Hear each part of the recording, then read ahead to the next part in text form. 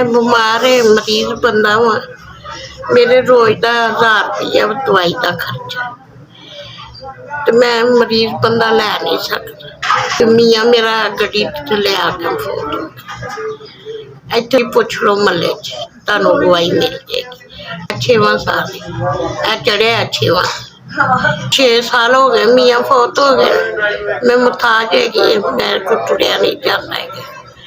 मैं बहुत मस्कीन गरीब है बच्ची यतीम हैगी।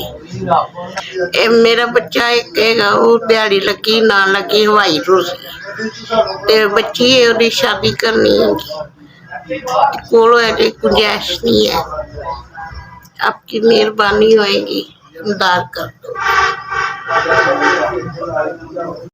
एस 5000 भेजा अल्लाह मियाँ तंदुरुस्ती देवे जिंदगी करे ताड़ी फैमिली की खैर होवे अल्लाह मियाँ इस अदारे नू कारोबार तरक्की देवे सलामत रखे ताड़े ते रहम करे कारोबार दे बरकत तुसी मेरे इमदाद की 5000 रुपया रब तारे इदारे नू तरक्की देवे